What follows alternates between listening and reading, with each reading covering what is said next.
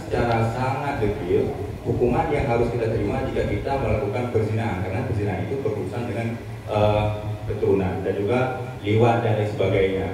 Nah, ini intinya adalah kanun itu dibuat untuk mencakup agama, harta, jiwa, akal, dan keturunan. Itu garis besar dari poin-poin yang mencakup di dalam pembuatan kanun. Baiklah Ustadz, mungkin ada pertanyaan dari para WBP yang ingin ditanyakan kepada Ustadz Jamhuri MA. Saya persilakan dengan segala hormat. Ya, silakan Ustadz Syafi'i.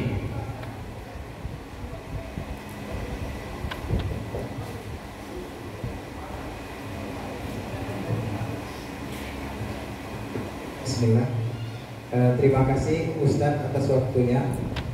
Saya tidak memberikan pertanyaan, tetapi saya hanya kalaulah tidak lancar ingin memberikan istilahnya sumbang saran yang bisa mudah-mudahan Ustadz bawa ke atas tanah. Silakan. Perihal namanya sosialisasi atau penyuluhan tentang poin-poin konon atau syariat Islam yang Ustadz sebutkan tadi. Yang dimana yang saya lihat ataupun sebagian yang saya lihat bahwa penyuluhan syariat Islam itu lebih kepada poin dan hukum.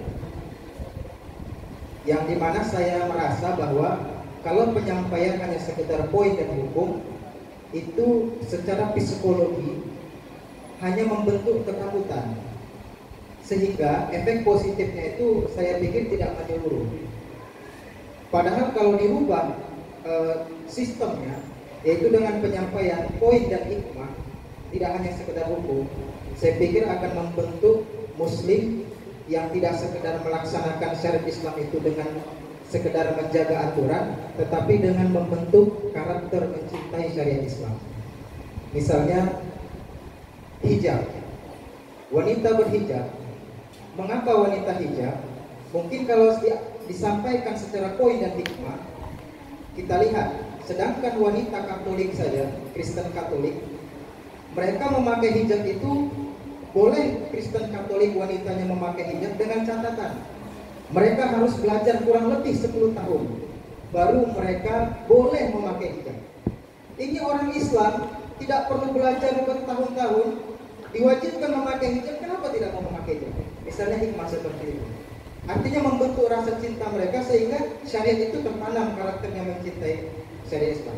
Kalaupun misalnya tadi Ustaz sampaikan masalah konon jinayah, cambuk, rajam dan segala macamnya, saya kadang perhatikan kadang orang takut dicambuk, atau misalnya kalau hukum rajam khawatir bagaimana.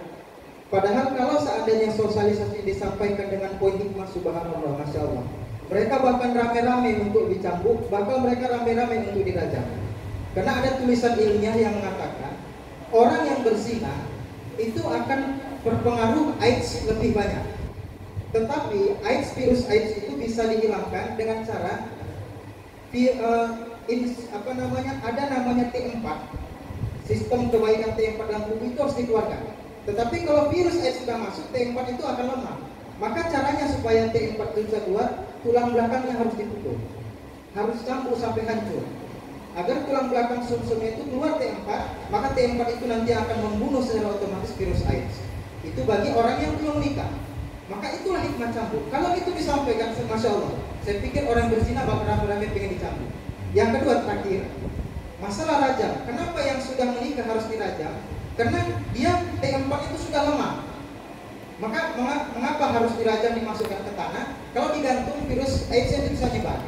Tetapi kalau dirajam dan dimasukkan ke tanah, maka tanah itu akan otomatis mengubur virus AIDS-nya tidak tersebar.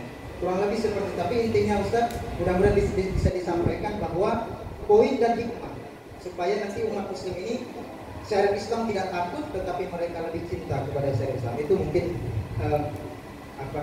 bukan sumbang saran sih, tapi apalah itu. Terima kasih Ustaz. Assalamualaikum warahmatullahi wabarakatuh. Waalaikumsalam warahmatullahi wabarakatuh. Kami ucapkan terima kasih banyak kepada Ustadz Syafi'i ya, yang telah memberikan seperti diskusi ya, anggap saya diskusi ya, tukar pikiran dalam semuanya itu ya Ustaz ya. Jadi yang ingin saya tekankan di sini, Ustadz Syafi'i beliau menekankan bagaimana cara kita mengajak orang untuk patuh dengan syariat Islam berdasarkan hikmah. Atau seperti kalau bahasa Arabnya gini, ud'u ila sabili rabbikum bil hikmah wa mau'izatil hasanah, begitu ya Ustaz ya. Jadi bagaimana cara kita mengajak orang ke jalan Islam itu dengan hikmah dan juga kata-kata yang lembut. Jadi jangan cuma, oh itu kan harusnya bohong ya, kayak gitu ya. Jadi kita jelaskan apa hikmah dari salat, apa yang baik dari salat dan lain sebagainya. Misalnya jangan memakai narkoba, kenapa? Karena ini. Jadi kita lebih menggunakan pendekatan hati-hati seperti Rasulullah dulu mengajak. 13 tahun mengajak orang untuk bertauhid, kemudian setelah hijrah ke Madinah baru berperang. Saya lihat di buku juga Rasulullah baru mulai memimpin perang ketika umur beliau 55 tahun. Begitu saya. Kami sangat mengharapkan bagi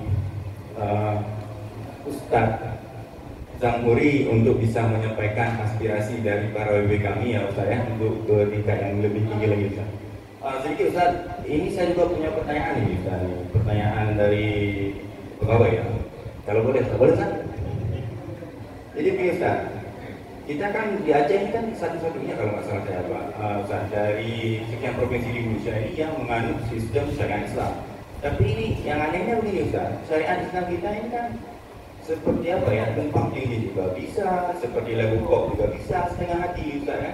Contohnya gini Pak, kalau zina ada dicambuk, tapi kalau mencuri nggak dipotong tangan kan nggak ada. Kemudian kemarin juga waktu udah ada hukuman cambuk, dicambuk di depan umum, sekarang sudah dipeto, dicambuk di stadion bola, ini kan aneh. Kemudian kalau kita lihat statistik, menurut BNN di Aceh ini nomor 5 terburuk dalam kategori penyalahgunaan narkoba. Kemudian ada penelitian 2010, katanya 75% gadis SMA nggak perawan lagi, udah berzina. Ini kan aneh sekali Ustaz. Padahal kita ini kan negara yang, anggaplah negara yang Anggrok Yerusalem ya.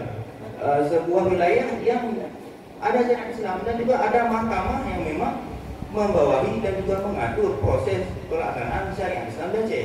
Nah, yang ingin saya tanyakan Ustaz, ini program syariat Islam kita ini udah sampai mana nih Ustaz? Apakah jalan di depan atau mundur ke belakang Ustaz? Yang maju ke depan saya rasa nggak ada Ustaz ya. Saya rasa seperti Ustaz. Kemudian ini saja Ustaz untuk pertanyaan dari kami ya Ustaz ya. Mungkin makanya dari tadi saya bilang, dari pertama kali saya membuka topik, ini sebenarnya masalah yang krusial. Saya sudah garis bawahi ini masalah krusial karena memang ini menyangkut banyak pertanyaan sebenarnya. Mungkin sekian dari Ustaz. Untuk sesi selanjutnya saya persilakan kepada Ustadz Mirza Gunawan untuk memberikan materi. Setelah Ustadz Mirza Gunawan